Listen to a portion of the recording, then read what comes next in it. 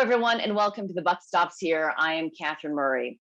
Well, I'm very pleased to bring the conversation we're going to have today to you. Certainly with the extreme uncertainty for the Ukrainian people and surrounding regions, many of us are wondering how we got here and what Putin's playbook is, and what can we and our governments do to defeat Putin. To weigh in on this, today I have Bill Browder. He was Russia's largest foreign investor at one time, having started a hedge fund based in Russia. He also, according to him, became Putin's #1 enemy through doing business in Russia. I highly recommend that you read his first book, Red Notice. He is the CEO of Hermitage Capital and also the head of the Global Magnitsky Justice Campaign, and now new author of Freezing Order. Bill, welcome, and thank you so much for being with us. This is such an important topic on everybody's mind, and we're all wondering what more we can do to help Ukraine. So welcome, and thanks for being with us. Great to be here. Bill, give us your background, having spent so many years in Russia and doing business there when companies were being privatized. How did we get to where we are today in terms of dealing with Putin on a world scale? So my background is that I was running the largest foreign investment fund in Russia. I discovered corruption in all the companies I was investing in. I exposed it through the international media, and Vladimir Putin then kicked me out of Russia, declared me a threat to national security, raided my offices, documents were seized, and then those documents were used in a complex fraud to steal $230 million of taxes that I'd paid to the Russian government. My lawyer, Sergei Magnitsky, discovered the fraud. He was a Russian lawyer in Moscow.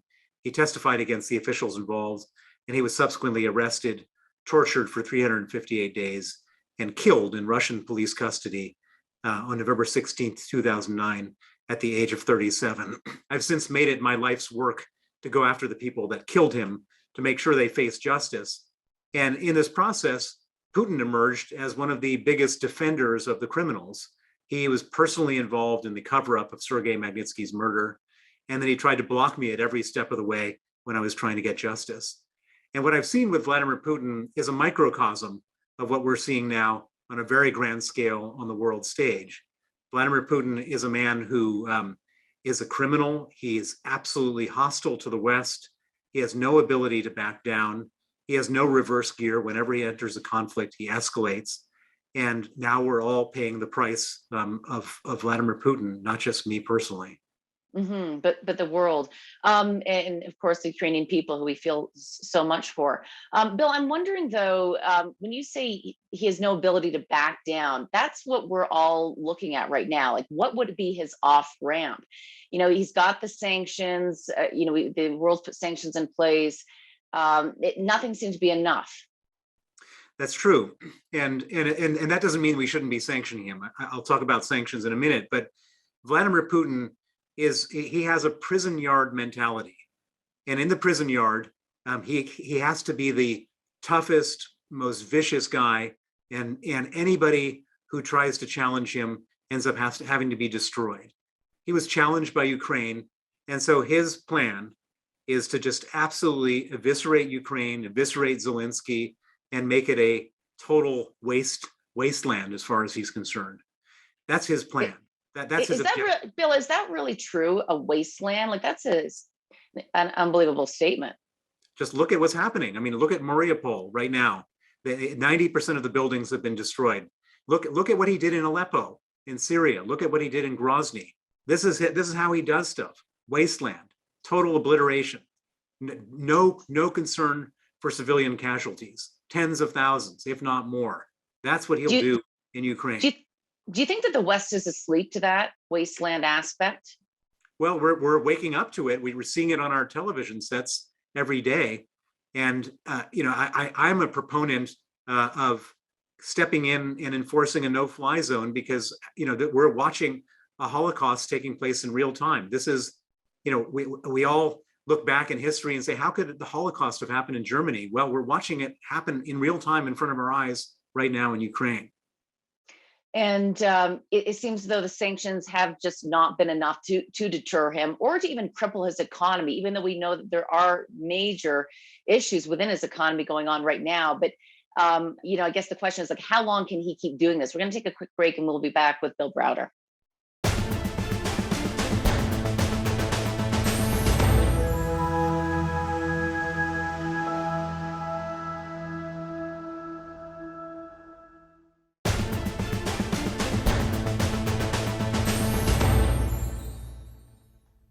Well, I just want to pick up on the economic impact that perhaps Russia is feeling right now and why that wouldn't be a deterrent at some point and hopefully sooner than later. The statement or the thought that sanctions aren't working, it's way too premature to say that sanctions aren't working. What are the objective of sanctions? The objective of sanctions are not to convince Putin to stop being a murderous thug, because that he will never stop. That he will, as I said, he doesn't back down. The purpose of the sanctions is to completely bleed him dry of economic resources to execute this war. And I think that the sanctions, to some extent, are working. He thought he had a $640 billion war chest at the Russian central bank in hard currencies. And all of a sudden, that money is frozen. Not all of it, but like more than half, 350 billion, I've been told. He thought he had a couple $100 billion held offshore, being held by his oligarch trustees. All of a sudden, that money is being frozen. He thought he had all sorts of state banks and institutions that could provide him with funding. And all of a sudden, they've been cut off from the SWIFT financial system. He thought that Western businesses would continue to operate in Russia, pay their taxes, and help fund his government. Almost all of them have now withdrawn from Russia. And so, in my opinion, the purpose of all this is to dry up his economic resources. This war is costing him between $1 and $2 billion a day. And it just can't go on forever like this if he has no money to do it. And we're seeing from the Ukrainian side an unbelievable and valiant effort to fight off the Russians. And every day that they do costs Vladimir Putin more and more money, which he'll eventually not be able to afford. So how do you think the Ukrainians are actually making out? We get different headlines on this, and we also get different headlines in terms of progress amongst talks. But from a pure fighting perspective, how do you think they're doing? Unbelievably well. The Ukrainians are eviscerating the Russian invaders. Nobody thought this was possible. I mean, everybody thought that the Russians would roll in. They have 14,000 tanks. They have 120,000 or more soldiers, and they thought they would roll in and just roll over the Ukrainians. And what the Russians didn't count on, and what the commentators didn't count on, was that the Western governments had supplied the Ukrainian military with Javelin missiles. Javelin missiles are the kind of missiles that can penetrate a tank.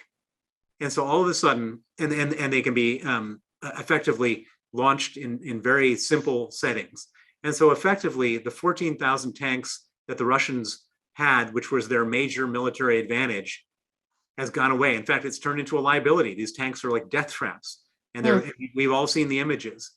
The Russians thought that they could quickly surround Ukrainian cities, and what they never anticipated was that in addition to the formal Ukrainian military, all other Ukrainians are fighting with Molotov cocktails, with machine guns, with bombs, with whatever they can get. And yes, there's been a lot of death and destruction on both sides, but very unexpected death and destruction on the side of the Russians. 4 generals have been killed. The Ukrainians are putting up an unbelievably good fight, and unexpectedly good, to the extent that Russians are now calling on foreign mercenaries to come in. I don't think that they have enough troops that actually know how to fight in Russia to call on more people to send them in. And so this is I mean, it looks like an unfair fight from the outside. The Russians outgun and outman the Ukrainians 10-1, but it's turned into a pretty even fight on the inside. And I have to say that Vladimir Putin's demoralized, and I'm impressed. It's interesting because so many people think I don't know if so many people think, but he has been called brilliant. I'm sure many would obviously disagree. But it seems as though he's made a major miscalculation. Yeah, he did. He made a major miscalculation in 2 areas. One, He thought the Ukrainians would roll over, which they haven't. And two, he thought that we were all in the West so divided and so narrow-minded about our own economic interests that we would never actually impose real sanctions on him. He's totally surprised that we've locked arms together, all together, the Canadians, the Americans, the British, Europeans, and have imposed real crippling economic sanctions on him, his economy, his oligarchs, etc. That is totally unexpected from Vladimir Putin's side. I wonder as well, and we'll pick it up on the other side of the break, if he really miscalculated the strength of Zelensky and the power that that can have among people around the world. We'll take a quick break.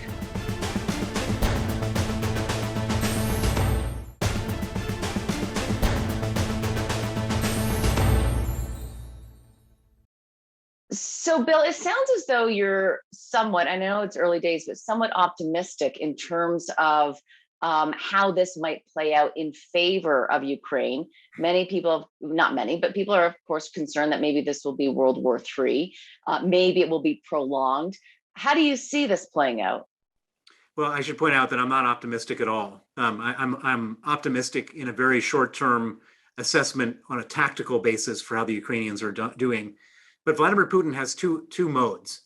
One is total obliteration of his enemy if he succeeds, and the other is total escalation and blowing his top if he's humiliated and disrespected. There's no good outcome. So he's been humiliated. There's no question. The performance of the Ukrainians, the economic sanctions, the total incompetence of his soldiers is absolutely humiliating for him. And he doesn't do humiliation well. He can't stand it. It's the worst thing. He can't stand to show weakness. It's just not in his mindset. And so he's going to have to come up with something, even if it's totally self-destructive, to show everybody how powerful and how strong he is. And I dread to think of what that might be. It could be chemical. What would it be? What would it be? It could be chemical weapons. It could be biological weapons. It could even be tactical nuclear weapons. This man has no barriers, no restraints, no empathy, no morality. He'll do whatever it takes. And for him, the idea that he looks weak, and he does look weak, he looks weak and incompetent right now, is the worst thing that could ever happen to him. But I would point out that it wouldn't matter whether the West and the Ukrainians were winning or not. He would still do something terrible. So it's not like we're putting him in a place where he's going to do something terrible where we could prevent it. There's no point in even second guessing him. The only thing that we really can do from our side, and when I say our side, it means the Ukrainian side and the West side, is to try to create a scenario where he's defeated. That there's only two outcomes here, success or failure. There is no negotiation, and all this talk about peace negotiations is just nonsense. I've seen it so many times in my life. He doesn't do that. It's just pure fig leaf. He has no capacity for that. I suppose, though, peace negotiations would at least perhaps stop him in the moment from doing what he's doing. Could be. I mean, peace negotiations with Hitler stopped him from doing the Sudetenland until he did it. I mean, right. He did the Sudetenland, and then it stopped him from supposedly going after the rest of Europe. And so Britain and the Allies gave him Sudetenland and said that should stop him. And then he just went on to destroy Europe. I mean, you cannot try to appease a dictator. You have to stand up to him. Putin is no different in his dictatorial tendencies than Adolf Hitler. He's that type of dictator. And if we were to somehow think, oh, this will solve all the problems, if we just give him Crimea and declare Ukraine to be a neutral state, everything will be fine. That's just not true. That's not how he operates. Why? What would he then do? Maybe we get 6 months of respite, and then he concocts some new scheme to say the Ukrainians are violating their agreement. We're going to go in again. And during that 6 months, he's rearmed, found better soldiers, more mercenaries, figured out the mistakes they made the first time around, and goes right back in again. Mm-hmm. And what about the sanctions in terms of when they do really take hold, and whether or not, if in fact there was some type of peace negotiation, there's 6 months of calmness, do you think that the West needs to be much more diligent in the sanctions, and I'm really talking about oil, and that seems to be an issue, because how can Europe really survive in the near and even intermediate term without getting their Russian oil and gas? Very good question. So Canada, the UK, and the US are saying no Russian oil because we don't buy much Russian oil. Right. The Italians, 100% of their gas comes from Russia. Same thing with Austria. 40% comes in Germany comes from Russia. And gas, by the way, you can't just like get a cargo from somewhere else. It's a pipeline. It evaporates. It's very complicated. And so, and this gas and oil provides him between $500 million and $1 billion a day of revenue. And so it's a real problem, and we need to figure out a way around it. The Germans have said they want to diversify away. And by the way, when the Germans to say they're going to do something, the Germans actually do it. And so I don't think that they're going to go from 40% to zero, but they might go from 40% to 32% to 25%. The Germans have a great capacity and a great competence in following through when they make up their mind up to do something. And so that will hurt Russia, but we need to do more. Right. All right. We're going to take a quick break. When we come back, we'll wrap it up and figure out what more can be done. What can we be doing to help the Ukrainian people? We'll be right back.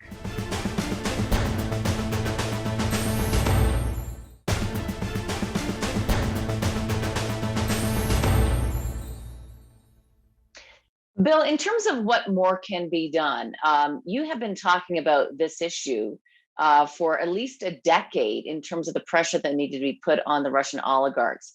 Can you weigh in terms of what you've been doing and what we should be doing now? Well, I think that if we had gone after the Russian oligarchs, and when I say Russian oligarchs, what I mean is Vladimir Putin, because they hold his money. If we had done that before the war, if we had done that after the last atrocity, or the atrocity before that, or the atrocity before that, Vladimir Putin might have had a different calculation than he had right now. And so we have to go far, far beyond just oligarchs in order to stop him when what he's doing in Ukraine. So far, we've gone after a dozen, maybe up to 20 oligarchs, depending on how you define it. We need to go after 100. 100 people are holding his cash offshore.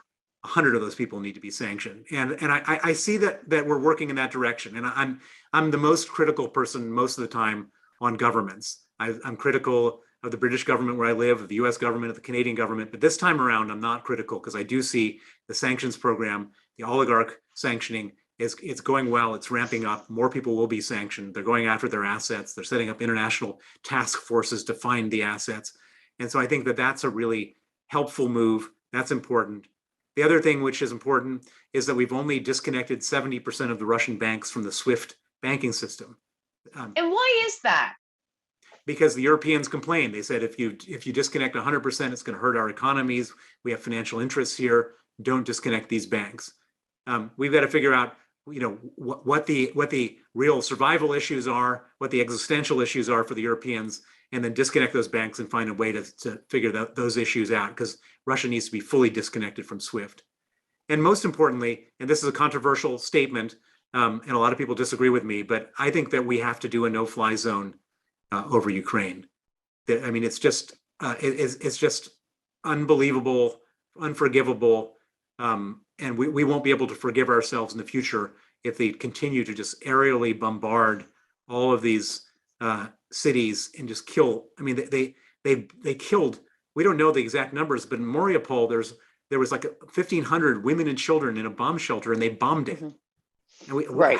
How can we live with ourselves with that? We're saying we don't want to start World War III. Well, maybe he doesn't want to start World War III either, because we cannot allow that. And if we set up a no-fly zone and he wants to start shooting at our planes, that's a decision he can make as well. But what I can say is that all this business about World War III, we're already in World War III. It's just we haven't realized it yet, and we could be much tougher with Putin, and certainly not allow them to just butcher and explode Ukrainian women and children. It's just not forgivable.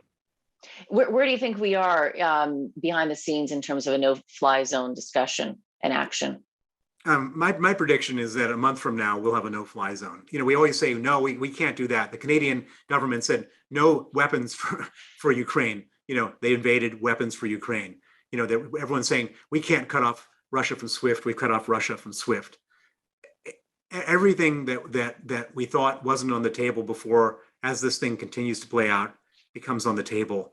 And when everybody is sitting in their living rooms watching these scenes play out on the Yes. television in front of our eyes.